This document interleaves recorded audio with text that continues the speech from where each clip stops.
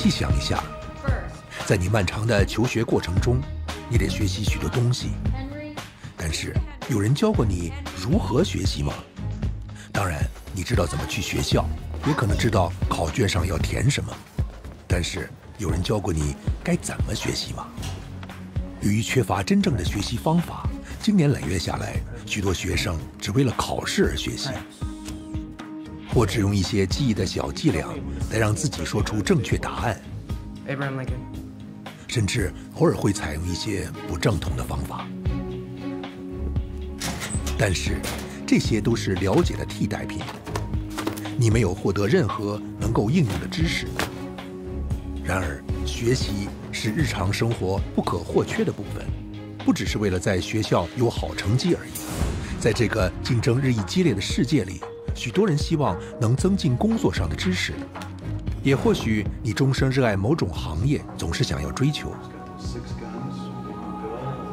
随着岁月的流逝，你说服自己相信那门学问太难了，然而却从未真正舍弃那个梦想。许多人在离开校园多年以后发觉，他们必须提升自己的教育水平，才能改善生活条件。基于种种原因，一套有效的学习方法显然是非常有用的。山达基提供一套精确的学习技术，让每个人都能学习，并且完全了解任何科目。要教导他人如何学习，这是第一套完全有效的做法。举例来说，学习首要的一个步骤是知道自己为何要学习。与其看着资料，心中想着考试会考这个吗？不如问自己，我该如何应用这个东西？我该怎么真正运用它呢？这么做之后，你会发现自己更了解所学的东西，并能够做到学以致用。当然，如果你一开始就觉得自己全都懂，那就无法学习下去了。除了有意愿知道，也要决定这其中有东西可以学。山达基发现了3种不同的障碍，它们会阻碍你学习，更使你无法理解。每个障碍都会呈现出一套不同的反应。如果你能够辨识这些反应，就可借由特定的工具加以克服。如果你发现自己在学习时感觉无聊、很火大，或是想要了解某个东西的时候，感觉有压迫感、晕眩、头痛或死气沉沉，这些都源自第一种学习障碍——缺乏实体物。实体物就是真正的物体，生活中实际的事物。举例来说，如果你从课本上学习飞行，阅读如何操纵各种控制装置，却不曾看过飞机的驾驶舱，你的了解会有多少呢？补救之道就是去看你在学习的东西，或是触摸它，对于你在学习的概念获得实际接触的经验。学习技术发展出一些有用的方法，可以为你提供实体物，让你所学的东西变得真实。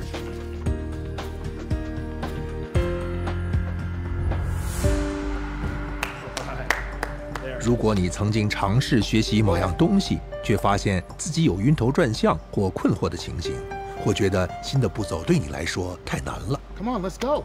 这是因为之前你有一步不懂，却跳到了下一步。第2种学习障碍称为梯度过陡。梯度是以循序渐进的方式来做一件事。有了这些学习工具，你就知道该怎么找出之前错过或没学好的步骤，以及该怎么样把它学好。如果你好好安排你要学的东西，让每一阶都能轻易达成，那么你连最复杂的东西都能学会。